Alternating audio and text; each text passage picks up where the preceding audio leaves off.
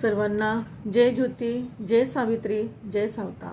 मी प्राध्यापिका डॉक्टर अलका झाडे, सावित्री शक्तीपीठ नागपूर। सावित्री शक्तीपीठाचे संस्थापक अध्यक्ष सन्माननीय कुलधरण सर पुणे यांच्या मार्गदर्शनाने आम्ही सर्व सावित्रीच्या लेखी 11 एप्रिल राष्ट्रपिता महात्मा ज्योतिराव फुले यांची जयंती साजरी करण्याकरिता महात्मा फुल्यांच्या विचारांचा प्रचार आणि प्रसार करण्याकरिता अल्पसा असा प्रयत्न करीत आहोत। महात्मा फुले हे भारतीय समाज व्यवस्थेत अवतरलेलं एक महान असं क्रांतिकारी व्यक्तिमत्व। स्त्री शूद्रांना, शेतकरी, कामगार अशा दलित, पीडित व अनेक वर्षे गुलामीत पिचत पडलेल्यांना मानवतेच्या समान अशा पातळीवर आणण्यासाठी आयुष्य वेचणारा थोर असा महात्मा। त्यांचा जन्म 11 एप्रिल 1827 मध्ये पुणे येथे झाला। ज्योतिरावांनी अनेक अडचणींवर मात करीत आपले शिक्षण पूर्ण केलं आणि त्यांची धर्मपत्नी सावित्रीबाईंना सुद्धा त्यांनी शिक्षित केलं। अनेक शाळा काढून या दाम्पत्याने दलित, पीडित आणि वंचित अशा समाजाला शिक्षणाच्या प्रवाहात आणलं। शिक्षणाच्या अभावामुळे कनिष्ठ वर्गातील लोकांमध्ये भय, अज्ञान, लाचारी, निरक्षरता आणि अंधश्रद्धा, पूर्वग्रह आणि दुबळेपणा आलेला आहे हे त्यांच्या ध्यानात आलं आणि त्यातून बाहेर काढण्यासाठी व स्वातंत्र्याच्या उदात्त भावनेचे बीजारोपण करण्यासाठी त्यांच्या मनामध्ये त्यांनी अनेक मौलिक असे ग्रंथ त्यांनी लिहिले ज्योतिरावांनी आणि त्यापैकी तृतीय रत्न गुलामगिरी, शेतकऱ्याचा आसूड असेल किंवा सार्वजनिक सत्यधर्म असेल असे अनेक ग्रंथ लिहून समाजाचे जळजळीत असं वास्तव व त्यावरील उपाय त्यांनी सुचवले। त्यातून ज्योतिरावांचा सखोल असा अभ्यास आपल्याला दिसून येतो। त्यांची सूक्ष्म निरीक्षण, चौफेर अशी वाचनाची त्यांची पद्धती, स्वतंत्र अशी प्रज्ञा, सामाजिक समतेसाठी त्यांची असलेली तळमळ आणि गरीब पीडितांविषयी कणव हे गुण त्यांचे प्रकर्षाने आपल्याला जाणवतात। आज आपण त्यांच्या शेतकऱ्याचा आसूड या वैचारिक व मौलिक ग्रंथाचा थोडक्यात विचार करणार आहोत, कारण हा त्यांचा अमूल्य असा ग्रंथ आहे आणि या अमूल्य ग्रंथामध्ये नेमकं ज्योतिरावांनी काय सांगितलं आहे ते आपल्याला पाहायचं आहे। शेतकऱ्याचा आसूड हे ज्योतिरावांनी निर्मिलेलं फार सुंदर असं रूपक आहे।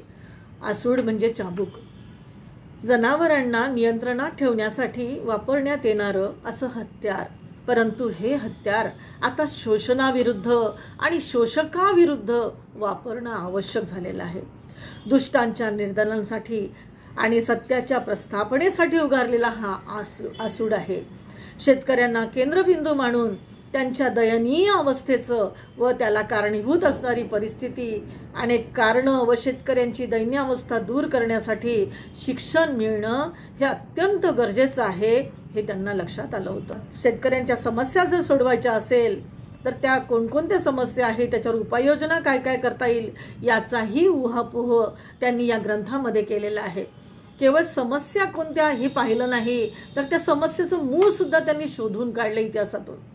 आणि भट, ब्राह्मण, नौकरशहा, वरिष्ठ अधिकारी हे सर्व या शेतकऱ्यांना नाडत असतात आणि त्याचं अतिशय हृदयद्रावक असं वर्णन त्यांनी या ग्रंथामध्ये केलेलं आहे। आपला देश तेव्हा इंग्रजांच्या गुलामगिरीत होता।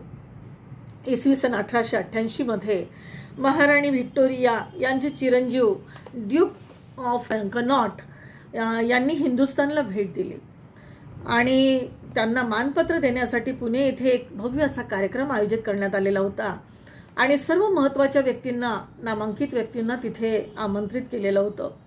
ज्योतिबांचाही त्याच्यामध्ये समावेश होता। सर्वजण नीटनेटका उंची असा पोशाख घालून तिथे हजर होते, परंतु ज्योतिबा मात्र शेतकऱ्याच्या वेशामध्ये तिथे आलेत। डोक्याला मुंडासं बांधलेलं होतं, अंगामध्ये साधा असा अंगारखा आणि खांद्यावर घोंगडी, हातामध्ये काठी, पायात फाटक्या वाहना असा अगदी साधा शेतकऱ्याचा वेश घालून ते तिथे हजर होते आणि त्यांना बोलण्याची परवानगी मिळाली। त्यावेळी ज्योतिबांनी मांडलेले विचार फार मार्मिक आहेत आणि अतिशय म्हणजे आपल्याला कुठेतरी शिकवणारे असे प्रकारचे, म्हणजे आज कसं बोललं पाहिजे आणि मांडलं पाहिजे विचार हे सांगणारे विचार आहेत। ते म्हणतात आहे की ड्यूक साहेब, या देशातील बहुसंख्य जनता शेतकरी आहे आणि ते जो पोशाख वापरतात ना त्याच पोशाखामध्ये मी त्यांचा प्रतिनिधी म्हणून आज तुमच्या भेटीला आलेलो आहे।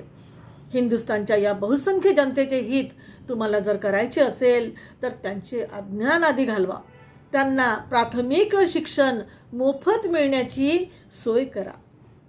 आणि असा माझा निरोप जो आहे तो तुम्ही महाराणीला कळवा. यावरून शेतकऱ्यांची त्यांना किती कणव होती, किती तळमळ होती हे आपल्या लक्षात येतं. भारतात शिक्षणाचा प्रसार करण्यासाठी हंटर आयोगाची स्थापना झाली होती आणि इसवी सन 1882 मध्ये या आयोगासमोर साक्ष देताना ते म्हणतात की सरकारने कनिष्ठ वर्गाच्या शिक्षणाकडे लक्ष दिलं पाहिजे आणि 12 वर्षाखालील मुलामुलींना प्राथमिक जे शिक्षण आहे ते सक्तीचं आणि मोफत केलं पाहिजे. अंमलबजावणी जी झालेली आता शिक्षणामध्ये याची, तर तो विचार कितीतरी म्हणजे 250 वर्षापूर्वी हा महात्मा फुलेंनी मांडलेला होता. आणि प्राथमिक शिक्षणाशिवाय सर्वांगीण उन्नती होणे शक्य नाही ही त्या काळात त्यांना जाणीव झालेली होती. तसंच प्राथमिक शिक्षक कसा असावा हे सुद्धा त्यांनी हंटर आयोगापुढे मांडलेलं होतं. ते म्हणतात की प्राथमिक शाळेतील शिक्षक हा प्रशिक्षित असला पाहिजे, त्याचबरोबर ते शेतकरी वर्गातील असला पाहिजे, हे प्रामुख्याने त्यांनी मांडलं होतं. ज्योतिबा फुले हे काही संशोधक नव्हते, ते पंडितही नव्हते, ते भाषाशास्त्रज्ञही नव्हते, परंतु ते मूलगामी असे विचारवंत होते आणि द्रष्टे असे विज्ञाननिष्ठ अशा प्रकारचे ते होते.